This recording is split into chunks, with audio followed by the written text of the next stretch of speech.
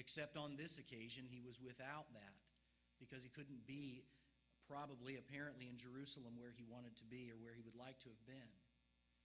In verse 5, we see kind of the theme verse of this whole lesson. My soul shall be satisfied as with marrow and fatness. I read a number of different translations on this, and then I read one horrible paraphrase that said, he'll fill me with prime rib and gravy and I'll smack my lips. And I thought, boy, that's bad even for a paraphrase. But you get the idea of what David is saying here, that God to him is a perpetual feast. Never runs out. Never runs dry. Always going back, a wellspring of life, a wellspring of joy, a wellspring of peace, a wellspring of hope. God is always there to bring us the satisfaction that we truly need. Now, we could spend a whole lot more time in the text, but where I want to go now with the lesson is, I want to ask a question that I think is more practical. Why does it really matter? Why does it really matter that David found such satisfaction in God? Why should that matter to us or to anybody in general? Okay, the world might say, good for him. Good for David. He found satisfaction, he found peace, he found all of these things in his God. Maybe the world would frame it that way. What does that matter to me? I find satisfaction in all kinds of things. Maybe some of the things that I mentioned a couple of moments ago. I find all kinds of satisfaction in life. So who really cares what David did and why does that matter to me? I think that's very important. I believe that those are the questions that people who are in the world might ask, the types of questions. Why is this relevant to me at all? Well, let me begin then with this premise, or this question as a premise. Is man really unsatisfied? You know, as we look at the world around us, we see people kind of living the way that they want to live, and they seem on the surface to me to be rather satisfied. I don't know about you, but I have neighbors where I live that seem to be very satisfied. I have a fellow that lives next door to me that's so satisfied he really doesn't want to talk to anybody. He's quite a character. You imagine being so satisfied, apparently satisfied, that you really have almost no contact with any other person? He seems to be satisfied. He goes about doing his thing every day. He'll get up every morning this time of year, and he's blowing the leaves this way and that and working on his yard and working on his house. And yesterday he was painting all afternoon. He's always outside doing something on his house, and he seems to me to be pretty satisfied. Why should he care what David found satisfaction in? Maybe he's not unsatisfied. Maybe this psalm doesn't address his needs. Maybe he doesn't have any needs. Maybe man's not unsatisfied after all. There's a sense that within each of us, we know that things could be better. I would tell you that even my neighbor knows that. He's outside trying to improve things all the time. We know that things, and we use that word things to kind of describe our human experience. We know that things in general aren't the way that we'd like them to be. You don't have to be a believer to recognize that. Most people understand that. Things can be better in the world. Most people recognize the reality that they could be better. You don't have to be a believer to recognize that. We know that things aren't ideal, and look at how we behave as a species. We want more, we want better, we want bigger, we want faster, we want stronger, we want what's next, we want what's new. That's kind of the commentary on human life. I would suggest to you then, in at least an anecdotal way, by our experience in life, we see that people are unsatisfied. They're always wanting the next best thing. How is it that somebody can sell a computer that happens to have a phone in it for $700 or $800, and every couple of years people keep buying them? Why? Why do we do it? Aren't we satisfied? You know, I understand we have to keep up with some technology and all that, but aren't we satisfied? Part of that has to do with the fact that we're not satisfied with good enough. We're not satisfied with what we have as a species. You don't see this in the animal kingdom, do you? You don't see this among the animals. That's not how they behave. They're satisfied. They're not clamoring for the next new barn. They're not looking for the next good feed that's out there.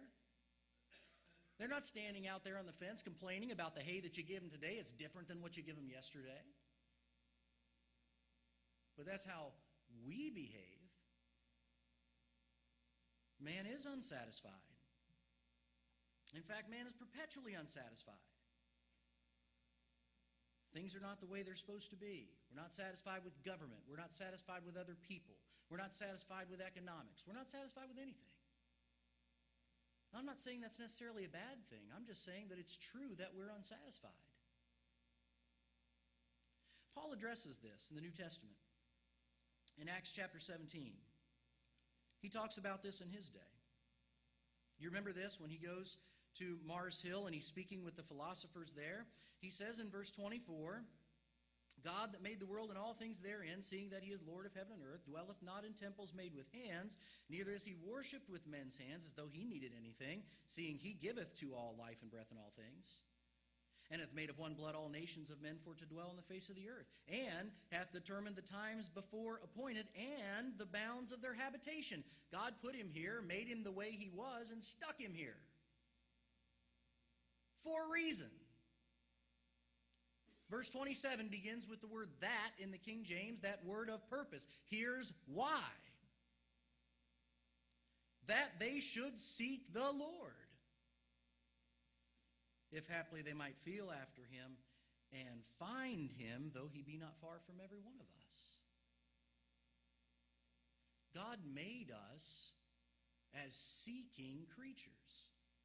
He made us as creatures that would long for something outside of ourselves and something greater than ourselves, and that very thing, as Paul illuminates in this text, is God himself. As the deer pants for the water, the 42nd Psalm, so my soul longs after you. We often sing the song that has those same words. Think of what Jesus said in Matthew chapter 5. Blessed are those who hunger and thirst for righteousness, for they shall be filled. We don't question anything about that. Blessed are those who hunger and thirst for righteousness. We often focus on that word righteousness and what it means and what it involves, for they shall be filled. But wait a minute, go back to the earlier part of that. Blessed are those who hunger and thirst. Is Jesus not saying that it is innate in the makeup of humanity that he is made to seek something? Nobody stops Jesus and says, oh, wait a minute, that doesn't make any sense. Nobody's looking for anything. Nobody's hungering and thirsting for anything. You know, we take for granted the idea that Jesus is speaking a great axiom here in that man is a seeking creature. He was made to seek. And he was made to seek something very specific. Believers and unbelievers recognize this. In the 5th century, Augustine recognized this. He described it as the restlessness of man. Haskell recognized this in the 17th century when he described man without God as having an infinite abyss in his makeup. McGee, in his book, The Search for Significance, practically begins the book with this statement. From life's outset, we find ourselves on the prowl, searching to satisfy some inner unexplained yearning. But, he says, man is never satisfied, at least not for long. Unquote. I like to torture myself with the likes of Christopher Hitchens and Sam Harris and people like that, and Dan Barker every once in a while, by reading what they write and listening to them lecture. I was listening to Sam Harris lecture on YouTube not too long ago, actually, at the 2012 Global Atheist Convention. And in the course of that lecture, he's talking to other non-theists, as he now would like to be called. He's speaking to other non-theists about how they are going to find fulfillment in life. And the interesting thing he says at one point is that the good news of atheism is nothing. He actually said that. And then another thing that he brings up in the course of this lecture is that what man really needs to do to find the ultimate fulfillment is to meditate. Now, folks, I don't think that meditation is a bad idea. But I find that to be glaringly deficient by way of comparison with respect to our relationship with God and what we can glean from Him. But he said this in the course of that lecture, and I quote, "We are all in the business of seeking fulfillment." Even he knows that. Man is certainly an unsatisfied creature. A second thing, then, that we note, by way of implication from the 63rd Psalm, is that there are unhealthy options from which to choose, and that man is free to choose them. Jesus, in giving the statement in Matthew chapter 5 and verse 6, "Blessed are those who hunger and thirst for righteousness," is speaking to this very point.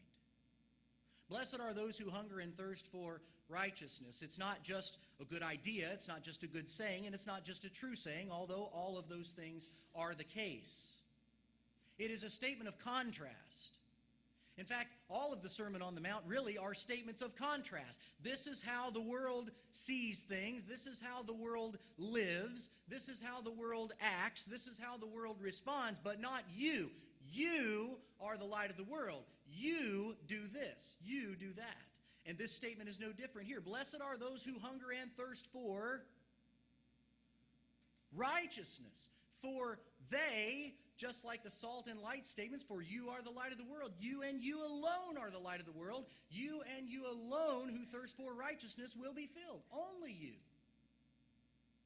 The only people who are ever really fulfilled in life are those who are seeking God.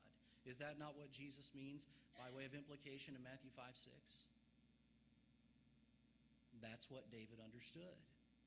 That's how he lived. He forgot that at times. We forget that at times. It costs us. It cost him. You can look back in your life as I can, and you can see the mistakes, the dumb things that you've said, the dumb things that you've done, and you know what's connected to that. Those are moments where we took our eyes, essentially, metaphorically, to some degree, literally, off Christ. And we're going to have those moments. David had those moments as well. But we must persist. Paul wrote about this, that there are unhealthy options from which to choose, and that we are free to choose them. The likes of Sam Harris would tell us that our free will is a total illusion. Well, maybe everything he's saying then is a total illusion. But Paul said in Colossians 3, and it is, verses 5 through 8, Paul commands, "Put to death, therefore, what is earthly in you, sexual immorality, impurity, passion, evil desire, and covetousness, which is idolatry. On account of these things, the wrath of God is coming. In these you too once walked, when you were living in them. But now you must put them all away." If I can't choose, I can't put them away. I just am who I am. There are unhealthy options from which to choose. Notice the unhealthy options that Paul tells us to stray away from are some of the options that I talked about at the outset of the lesson, the places where people think they're really going to be satisfied. Immorality, impurity, passion, that is that which comes from your own self, evil desire, covetousness, idolatry. These are all the things that we, once in the world, perhaps walked in, and that people still today walk in. But Paul says you must put them all away. You have the choice to do it, and you must. There are unhealthy options from which to choose, and we are free to choose them. Then there's a third implication. Most people choose the wrong forms of fulfillment. When Jesus in Matthew chapter 7 talked about the few and the many, there's no doubt that he meant what he said. Few are going to walk that straight and narrow path. Many are going to go through that wide gate and broad way that leads to eternal destruction. Most people choose the wrong forms of fulfillment. I wonder sometimes if these, whatever they're called, these food bars or whatever, Golden Corral, those type of things, I wonder if that's not typical I wonder if that's not typical of the spiritual psychology of mankind. It's all there. You know there's some healthy things there. There's a few healthy things, or healthier things maybe. But you also know that a lot of what's there is junk. Isn't it? I'm not lying here, am I? There's a lot of junk there. And you know what most people choose? They choose junk. We do that with our diets many times. And I'm not so sure that that doesn't typify the spiritual life of humanity by and large. They're wrong options from which to choose. This is part of the process. This is part of what God has allowed to be, and we'll get into that in just a moment as to why. But God has allowed that to be the case. We're supposed to taste and see, Psalm 34:8, that the Lord is good. That's good. That's what we want. As newborn babes desire the sincere milk of the word, that you may grow thereby. That's where growth is. That's where fulfillment is. But you see, every man is drawn away into sin when he's drawn away of his own lust. He's enticed, right? And he's drawn away in sin when it is given birth, or when it's conceived, it brings forth lust. When it has conceived, brings forth sin, and sin, when it's finished, brings forth death. Nothing healthy in it. Solomon knew something about this by the way he lived his life, and he wrote this in Ecclesiastes 5:10. He that loveth silver shall not be satisfied with silver,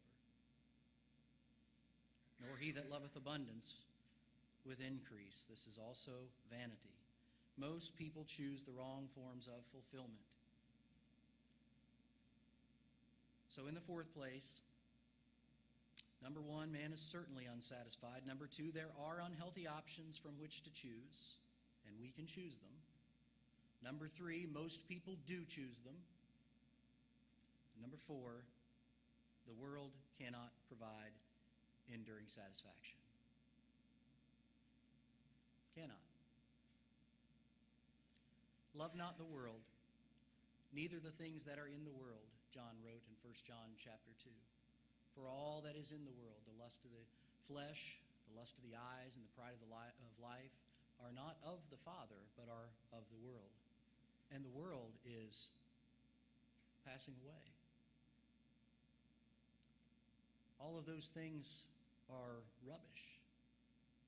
All of those things that present to us and even give us the momentary satisfaction of life, some of those things even good in and of themselves. Those things cannot replace the satisfaction that we receive with God. So let me ask, by way of conclusion, this final question. What's really wrong then? What's really wrong? I remember saying this when I was a younger man. I guess I'm still a young man. But I remember saying this when I was a younger man. I remember asking questions about God. I still ask questions about God, but I remember this one in particular. Why didn't God just create a perfect world? We know it's not perfect. Unbelievers know it's not perfect. So why not a perfect world? And I don't remember if I was hit over the head with it through study, or if I read it from somewhere else, or if I just came up with it at some point, but I know it now. And I recognize it now that what the Bible said all along, or what was in the book our mothers read, as Whittier put it, was that God did create a perfect world. God did create paradise. God did create man with the ability to just keep on living in his presence. He did put him in that environment. No, that's not the environment that it is now. Is it any wonder then that skeptics, for a long time now, have especially wanted to purge the Bible of the first 11 chapters of it? Because those 11 chapters really are the narrative of who we are and how we got here, and why things are the way they are. Most people really don't believe what God said after Eve sinned and then Adam sinned also with her. Most people really don't believe that that happened, that they were historical people. They don't believe that that happened, and they certainly don't believe the curses that God pronounced on humanity and on the world as a result of sin. Cursed, God said. Cursed is the land, the earth, for Adam's sake. Not just Adam would suffer, not just Eve would suffer. In the day that thou eatest thereof, thou shalt surely die didn't just apply to them. And it didn't apply to them in one sense directly. In another sense, it did. What God was saying to them, without coming out and saying everything there was to say, was that the moment that you change with respect to me, everything changes. And in one sense, I would suggest to you that because of the holiness of God, there's nothing he could do about it. He had determined to make creation that was free to choose, so that they could reciprocate love to him in return for his creation of them and his love and care for them. And if you choose otherwise, it's going to be bad for everybody. That's a summation of Genesis 3. Why is man unsatisfied? Well, he didn't have to be, first of all. In the second place, the reason why he's so unsatisfied is because he has distanced himself from God.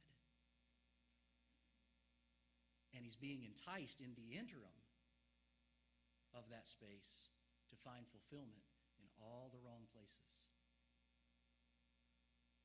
And you know, it's just easier to eat the junk food than the healthy food. It's just easier many times, and a whole lot more fun many times, to do the wrong thing than the right thing. Because doing the right thing not only involves the acknowledgement of God, but it involves a secondary thing as well, which is equally important, and that is an absolute self-denial. If any man would follow me, Christ said, he must deny himself. Take up his cross. Follow me. A skeptic by the name of Hugo Claus ended his own life via euthanasia in 2008. He wrote these words sometime before he died.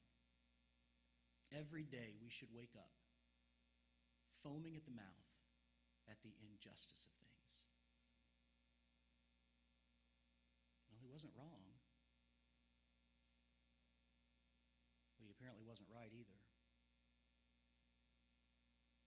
There's not an answer in this life to the injustice and all of the harms and everything that are going on, everything that goes on in this world. But there is an answer to our deepest need, our deepest longing, that longing that David had and that he writes about in the 63rd Psalm, that longing that Sherry Dawn had when she pulled up to the church building on that property that Sunday morning with tears in her eyes. Oh, how I have longed to be here. That's what man really wants. He just doesn't know it. And it's our job to help him know. The way that we do that, by way of invitation, is to first allow Christ to defeat sin in our lives by our compliance with him. We can spend all kinds of time in fulfilling pursuits in this life, trying to fix things and make things better, and those things are good. And people generally do one of two things with their dissatisfaction. They either seek trying to make the world a better place, or they end up making the world a worse place as a result. But no amount of good or bad is going to really ultimately change things. Things are going to be the way that they are. And no amount of good is going to make our ultimate fulfillment what it ought to be. We could go around finding a home for every orphan, finding support for every widow, just to use biblical terminology, to help all of the helpless. But until we've dealt with sin, we've got the cart way ahead of the horse. What humanity wants to do is just keep pushing into all of these areas of life. We've got to fix this, and we've got to fix this. And you see all of the confusion in the world. No, this is more important. No, this is more important. No, this is a righteous cause. No, this is a righteous cause. The real problem is sin. The real reason we feel that way is because we're separated from God. And until we fix that, we're completely wrong. Nothing else matters. It doesn't matter what else we do. It doesn't matter what else good we can do outside of Christ. But if any man be in Christ, as Paul wrote, he is a new creation. Then we can go on and make a difference in this world. One said we've conquered outer space, but we've yet to conquer inner space. That's what we have to do. You You're here today, you're not a Christian perhaps? Unfulfilled. I know that you are.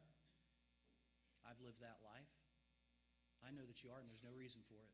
And maybe you've tried to find fulfillment and satisfaction in other places, and you realize, as Solomon wrote in a long ago, many, many times, it's all vanity and grasping for the wind.